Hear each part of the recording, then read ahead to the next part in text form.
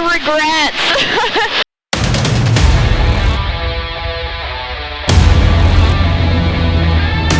How's the break?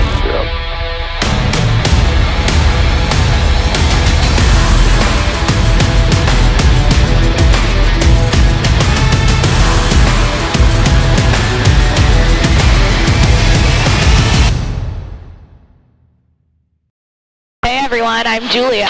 Welcome to my channel. Today I am answering all of your guys' submitted questions about buying my first airplane. I'm out here for some acro practice and I figured I would also answer your questions. So I have your questions on my iPad here and I'm switching between that and ForeFlight for my traffic. If you haven't watched the video where I go through the process of picking up this airplane and talk a little bit about buying this airplane, I would highly recommend you go check out that video now. I'll leave a card up above if you want to click on that. But yeah, so I picked up this airplane just over 3 months ago on March 26th of 2021. Since then, it's been a little bit of a whirlwind in a lot of ways.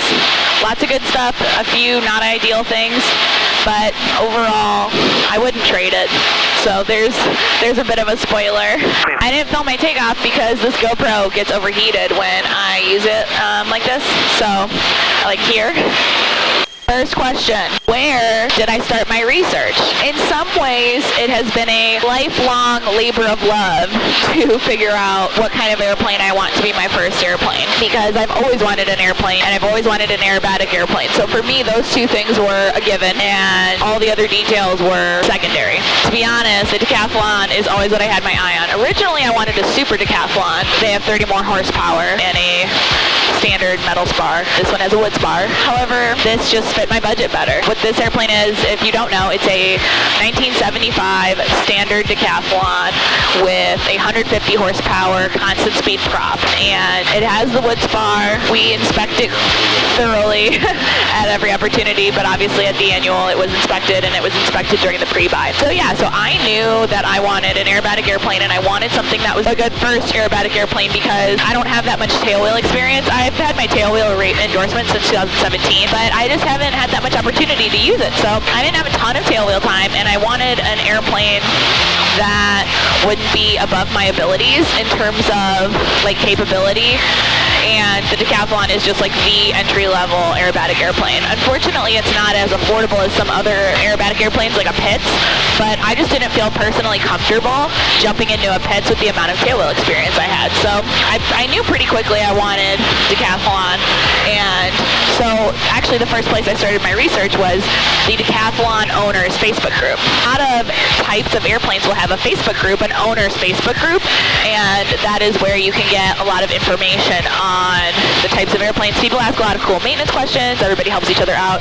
It's really a great resource for anybody looking to buy a specific type of airplane if you get one in mind. In terms of research as to what you want, you have to define the mission. For me, the mission was aerobatics, and I wanted something entry-level in aerobatics that I could compete up through Sportsman for competition and take on cross countries. Are there a lot of planes on the market? No. Sorry, I'm just going to be maneuvering while I answer these questions.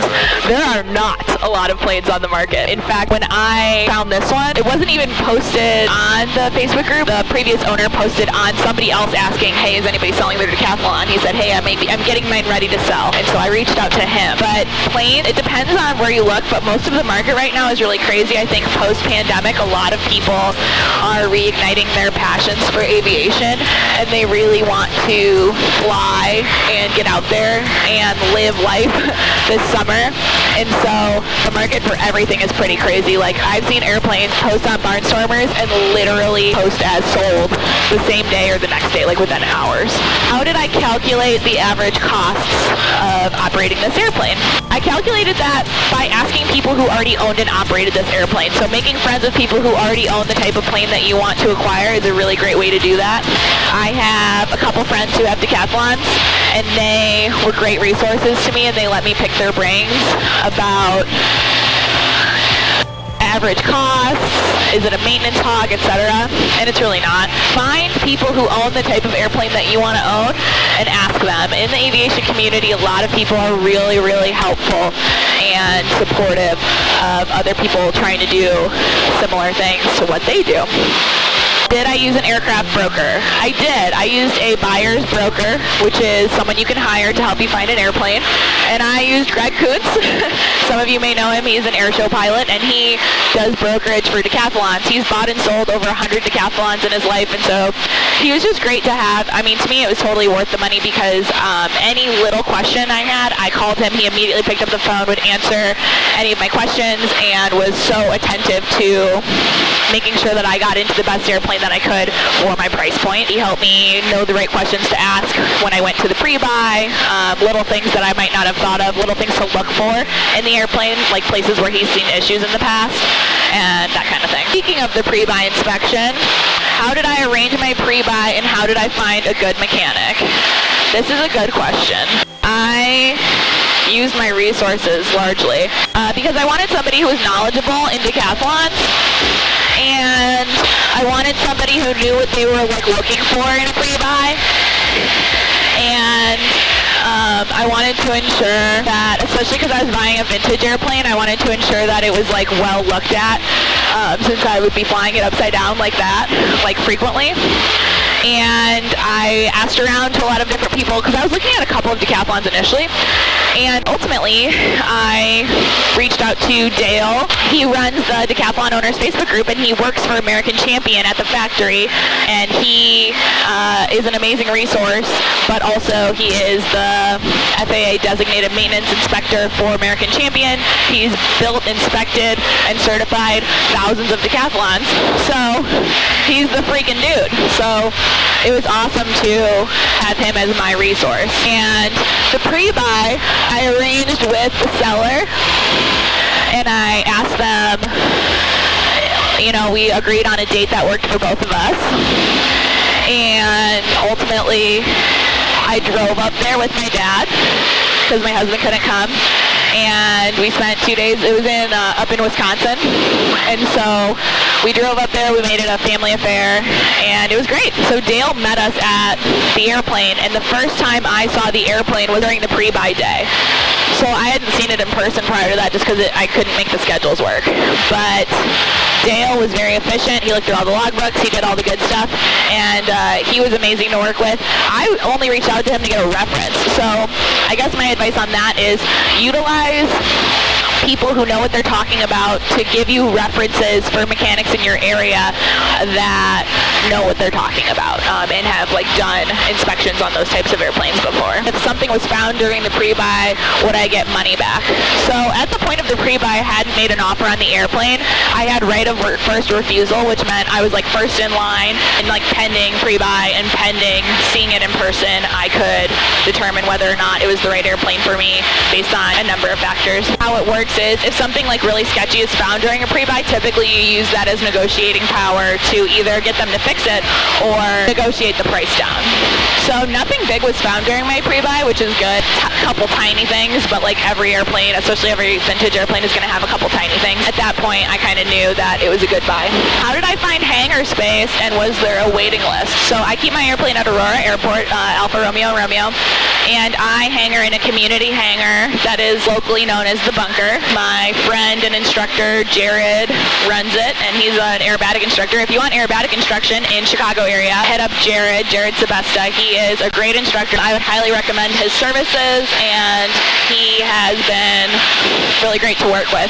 But he was getting this community hangar set up, and he let me claim a spot in it because it was just getting set up as I was getting the plane. I snagged a spot in a community hangar. Hangar space is kind of hard to come by around here in the Chicago area, though, so I do feel like I got kind of lucky. Everything came together, and it was great. Insurance. How do you get insurance for an airplane? And do you need proof of insurance prior to purchase? Yes, you do need proof of insurance before you can actually buy and take home an airplane. I went through a broker.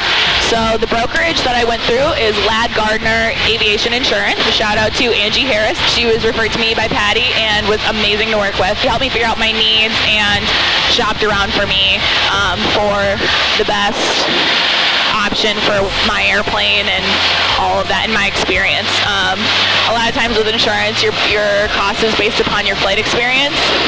And I was also asked, is an aerobatic airplane something like you need to consider with insurance? Yes and no. To be honest, they insure based on how the plane is certified, and this plane is certified as normal. The category is normal/aerobatic. I don't think that the aerobatic portion really has as much to do with it as the tail wheel. So the fact that it is a tail wheel airplane impacts the cost of insurance way more than the fact that it's an aerobatic airplane. Financing. So we financed this airplane. My husband and I, we used AOPA Finance. They were great to work with. It was a lot of paperwork. Someone warned me it would be more paperwork than I'd ever done in my life. That wasn't really an exaggeration. It was pay stubs, tax returns. They go back really far, and it's very intense, but I think that's, part of how they get you good rates is through having these lenders that really do their due diligence. And it worked. I mean, we got a good rate. It was just it was quite a process. AOPA Finance, they then find a lender for you, but they funnel all of your documents. You're uploading everything into an AOPA Finance portal, and then they ultimately match you up with a lender. How did I find the mechanic that is currently working on my airplane? I use the maintenance on the field. So Aurora Airport, I mentioned, Jared has an aerobatic flight school. There's a handful of aerobatic planes on the field at Aurora, and I'm just using the DOM of the field maintenance luminaire. He has been great to work with. He's worked on aerobatic airplanes before, and he has taken very good care of me and my airplane. It's been a great experience. I've had a couple of unexpected maintenance issues. This is my first flight post-alternator failure. And it sucked, unexpected maintenance issues, and then a couple of chosen maintenance upgrades. So between all of that, we have put a chunk of change into this airplane. To be honest, some of it was unexpected and expensive, and everyone who I ever talked to about buying an airplane told me that would happen, and they were correct. If you're going to buy an airplane, you have to be budgeted not just for the initial purchase cost. You have to be budgeted for taxes. The state of Illinois, in order to register your airplane, you have to pay immediate taxes on the airplane, and I thought that they would be due the following April, and that was not the case. So things like that, you have to be budgeted for the airplane, the closing costs, and then anything else, plus a 10% buffer. And I wish that we had a little bit more saved, because to be completely honest, it's been a little bit stressful. Budgeting for these unexpected maintenance costs, because obviously the word unexpected kind of says it all.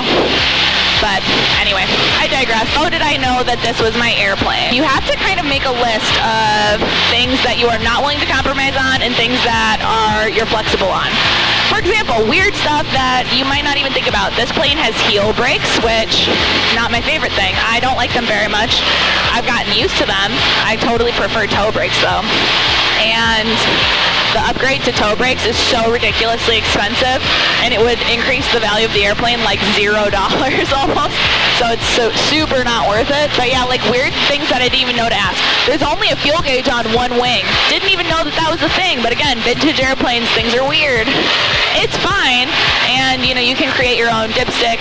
You can work around it, but it's just things that you don't think about if you're not familiar with that type of airplane. Questions that you don't even know to ask. Figure out the things that you are willing to compromise on and the things that you're not. But ultimately, I knew this was my plane when I talked to several trusted advisors in my life. I was working closely with, like I said, Greg Kuntz and Patty Wag staff, texting, calling, sending pictures and spec sheets and asking questions and their input, because they both owned their fair share of airplanes, and it was really helpful to get input from people who fly aerobatics about specific things to look out for. Between them and Dale, who did my pre-buy, I had a feeling going into it. It checked all the boxes that I needed, and so I had a good feeling about it. And then, getting the pre-buy done and getting the advice from my trusted advisors, that was all, all those things combined are really what sealed the deal for me. Any regrets?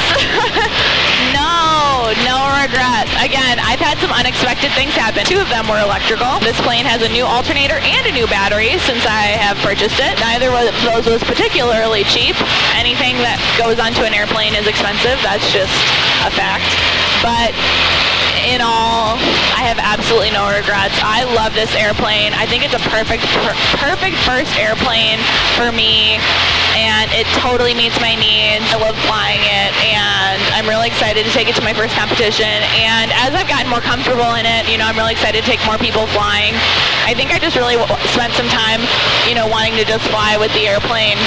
I took my dad up, but I haven't really taken many other people, but I really just wanted to get to know the quirks and really get comfortable in this exact airplane and just work on my tail wheel skills. And so it's given me all of those opportunities.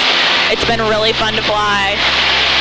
And yeah, it's just like reflecting back, I love it more than I thought I would. And I think that kind of sums it up. Like, it brings me more joy than I thought it would. And I mean, how can you beat that? So as predicted, my GoPro overheated and died. I guess, yeah, on the dash of my airplane, I have a sticky mount. The whole dash is black. The GoPro is black, and it overheats super easily when I mount it there and I'm running it. So I figured I would finish this out here at home, and I did have a couple extra questions that were asked while I was flying. So I figured I would get to those as well. How much do planes typically cost? This varies incredibly widely depending on what you are looking for. For the decathlon family, like the vintage decathlon family, depending on how good of shape it's in, anywhere from 50 to maybe 85,000. For most airplanes in general, if they're not brand new, it's like a luxury car. It's expensive, but it's definitely not prohibitively so, especially if you prioritize it and save for it. I will mention it helps greatly to have a supportive partner who is willing to dedicate the time and energy and finances towards the airplane. My husband wanted to be in this video. We actually filmed a little bit for it and the audio wasn't working, so couldn't really include much of that, but he was just talking about, you know, his support for my dreams and goals, which I am so grateful for. Overall, the purchase price is not the only factor, but also it's not crazy for the most part. Now, if you want to get into a brand new extra, you're dropping $500,000. So, you know, there's a lot of variance there. And as I mentioned earlier, a Pitts is more affordable. You can get a single seat Pitts for like 20 or 30,000. But, you know, that's not a great cross-country airplane, not a great low-time tailwheel airplane. Ultimately, you just have to decide what best suits your mission and your budget. Can you choose your own N number? Kind of. So technically, yes. You have to check that it's not taken by another currently registered aircraft. And then you have to be willing to go through the time, energy, paperwork, and money to switch the tail number. And my tail number is painted on my airplane. It's not a decal. Super not worth it to go through that process for me. Maybe in the future, if I encounter an airplane that I think I'm gonna keep forever, I'll go through that. But this is my starter aerobatic airplane, and 10 years from now, I don't anticipate I'll have this airplane, so it doesn't really make sense to go through that process. But yes, you can if you want to. Last question, what is something that I wish I knew about ahead of time during the process? I might have touched on this earlier, but really just how time consuming and stressful the process was from day one of applying for pre-approval financing to closing day. It was really stressful, and I was more stressed than maybe a regular person just because of the amount of importance, just how emotionally involved I got in the purchase process, because it's something I've wanted for so long and dreamt about for so long. It wasn't just a simple purchase or acquisition of a thing. It wasn't that cut and dry. But also the fact that applying for financing, finding insurance, finding a mechanic, scheduling things with the owner, getting copies of the logbook was a part-time job for me for about a month. I mean, I spent hours on it every single day. And that might have just been me